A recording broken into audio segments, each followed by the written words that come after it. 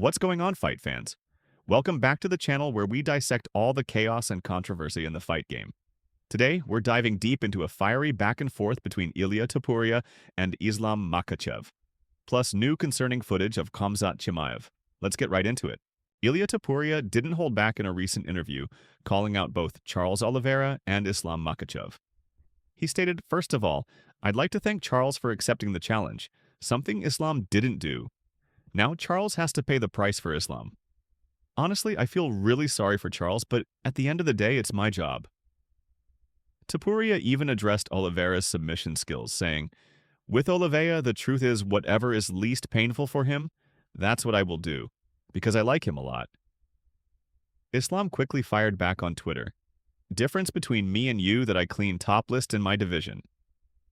Moved to next, but you ran away from two contenders who had consecutive 5 and N wins in featherweight division. You are nobody in the lightweight division. Just a big mouth from Spain with a nice haircut. Go get one W and we can talk, boy." Topuria responded, "The difference between you and me is that I am a man and you are a coward. I speak and fight. You talk and hide. Run away far, leaving no trace. You're a little punk."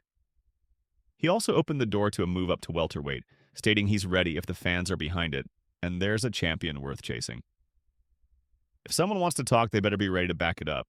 No room for excuses, just action. MMA fans are expressing worry after new footage emerged of Khamzat Chimaev discussing his upcoming fight against Dricus du Plessis. In an exclusive interview with Adam Zuba, when asked about potentially steamrolling DDP in the first round, Khamzat seemed uncharacteristically hesitant and unsure. Here's how the interview looked like. "Well, in the early rounds, even though the guy isn't technical, he's still strong, so it's always going to be tough against someone like that." Fans quickly noticed the shift in Chimaev's demeanor. Social media lit up with speculation, with some fans writing, "This isn't the Khamzat we know." Others questioned whether he's mentally checked out or masking something deeper. It's clear this isn't the same Chimaev who threatened to destroy and dominate.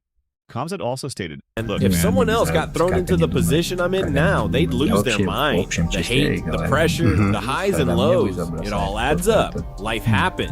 Back then, when I was calling people out, everyone said I was showing off. But now when someone calls me out, suddenly it's, he might beat Khamzat. So when they do it, it's normal. But when I do it, I'm the problem. It's like people mistake quiet for weakness. But it's not that. I show kindness when it's needed and toughness when it's time. I'm not here to please anyone. I just find it funny. When someone calls me out, they say it's just part of the sport, but when I do the same, it causes a storm." According to Luke Thomas, Khamzat, one of the most electrifying talents in all of MMA, certainly in that middleweight division, against DDP, a guy who I think we've come to understand is something of a cold-blooded fighter. And, you know, people call him a donk and goofy and all this stuff, but his style has been effective. He's a physical tank. He finds ways to win, undefeated in terms of his UFC run itself. He hasn't lost inside the octagon. That's the point I'm trying to make. I mean, this is easily one of the best fights UFC could make. Easily the best fight you could make at middleweight. Certainly no question about that.